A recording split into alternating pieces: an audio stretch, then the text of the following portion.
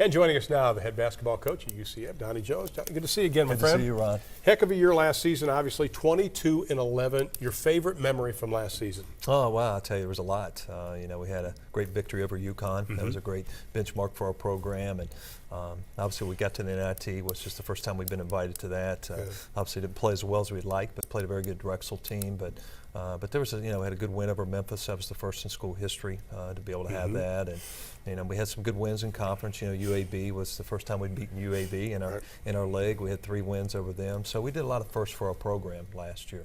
But now you've got to take it up another notch because obviously the players are used to your system. They're getting used to what the expectations are. Now they've got to put it on the basketball court, correct? They do, and I'm excited about this team.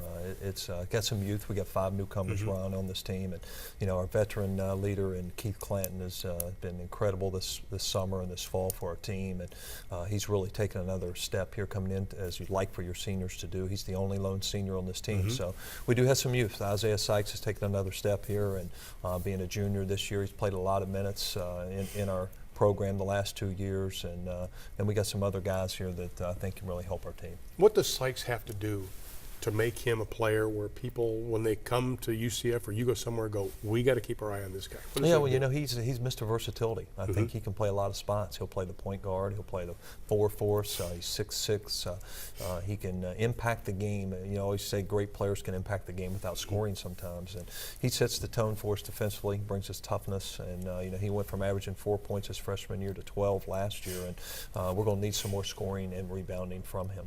You talk about the scoring. I look at the percentage, about 43%. Obviously, you want to increase that. But does that start on the defensive end more so than on the offensive end to increase your shooting percentage? That's a very good point. I thought last year, Ron, we didn't have great depth, on our bench. We had to play guys a lot of minutes. Marcus Jordan, A.J. Robson, Keith Clanton, all those guys played in the high 30s. And we didn't play a lot of guys. This year, we are young, but our young guys will have to play. I think we'll have a little more depth, although we're not as veteran deep, but we are, I think, from a talent standpoint, much deeper. You talk about Calvin Newell because he's one of the guys that's coming in right now. He seems like the kind of guy that's going to fit into your system and also provide what you need. Yeah, he really is. He gives us the ability of a guy, who can help us, I think, replace, losing Marcus. Jordan is a guy who can score.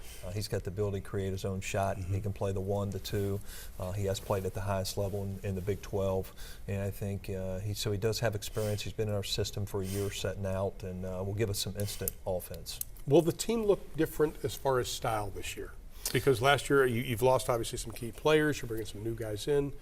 Do you tweak the style a little bit now this season? Yeah, I think that with young guys, we got to see how that goes. But, our main goal was to get up and down and play up tempo. That's really what we were projected to really be here, I think, in year 3. But now with our youth, we got to see how the young guys adjust to that. But I think we do have the type of talent that can play that way. And now I think we do have a little bit of depth that can help contribute to rest guys so you can play a little faster. But I am excited to kind of see, how this group can pan out in the style we want to play. We mentioned one of the new guys that are coming in. Anybody else that we should keep our eye on this season that you're saying, I think this young man's going to be special?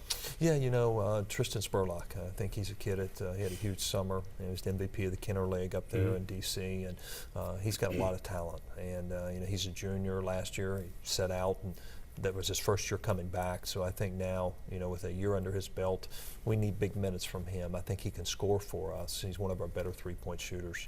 Freshman-wise, we got a couple kids I'm excited about. Point guard out of Philly, Daquan Walker, was really highly recruited, talented. He'll have to play a lot for us at that point guard spot. Matt Williams, a local kid from Orlando, a very highly talented kid that's going to play for us. And then we had a kid, Stephon Blair, who was a top 100 big kid in a lot of rankings at 6'9", 240. Your schedule. Is it an RPI building schedule or is it a team building schedule for you? Both. I think the biggest thing we want to do is continue to build. I think, Ron, here in year 3, and although we do have some young guys, we were hoping to have a few more veterans, on our program. But when we made the schedule, but it's definitely one. It's the toughest that we've ever played in school history. We're playing South Florida twice, home and home, to start that rivalry as we move to the Big East next year. So it is one that has Miami at our place, and then obviously we go to Florida. So those are 4 big games for us in building our program. just kind of changing directions a little bit because we've talked about the team, we've talked about the new players. I want to talk about you personally. The one thing that stands out when you had the game at UAB, and it was a tight game, and everything's going crazy, and I'll never forget, our camera was in your huddle, and you were right here. Yeah. You were just calm, and you said, guys, are you enjoying this? Or Yeah. something to that effect. Sure. Do you think that guys look at you and say, gee, coach isn't panicking, so why should we?